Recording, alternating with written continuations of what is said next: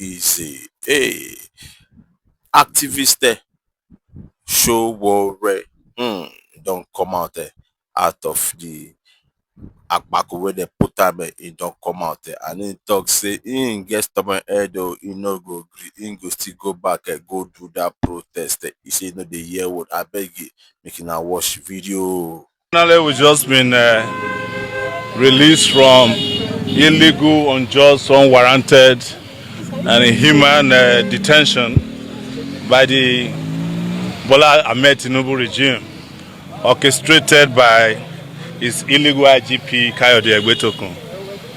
And we are heading home. Hopefully. In fact, I was supposed to be heading to Lagos for a protest for tomorrow. But we are still checking on the flight, if there's any flight tonight. But have you seen the warning from the Lagos State government? They can warn themselves, they can't warn me. You can't warn me about my rights. Yes. They are the ones who have to warn themselves about their responsibilities. So it wasn't going to stop me. It is not the first time people who are paid to protect have become very likely irresponsible and warning people not to exercise their rights. So you can't warn me about my rights. Okay, now in the build up to the protest, the police had actually issued a warning and they said you contravened that warning by entering into the restricted zone, which was why the lawyer of Nnamdi Kanu was also arrested. The lawyer of Nnamdi Kanu is here, but before he speaks, I'm not a lawyer, but what I know is that if a court gives an order and there's a contravention of that order, you go back to the same court to complain to the judge. It's not the job of police to take it upon itself to be enforcing court orders that it had interest in. But even if they don't have interest in it, there was a court order issued by a judge saying don't go to certain areas. If you want to review the order, you go back to the court. If you want to complain that the orders were violated, you go back to the court. Absolutely. So the police, being an irresponsible organization in Nigeria, took laws into its hand. And I can guarantee you that those court orders were never served on us. If you look at the Schedule 3 of the court order, it says serve them by Friday. So no court order was served on us. But assuming it was served on us, even our courts understand that there are certain areas or boundaries you cannot cross when it comes to fundamental human rights. Okay, it's been alleged that the reason why you spent a long time in detention was because you called Egbetokun a useless IGP. No, is it not useless? Yeah. Well, it's not a lie. Okay, so what's your word in terms of the justice system, seeing what played out when you were beaten and manhandled in the court? It's not the first time they will do that. You must have seen a plethora of police attacks on me. Since 1992, some of the police who attacked me had to fight for their retirement benefits a few weeks ago.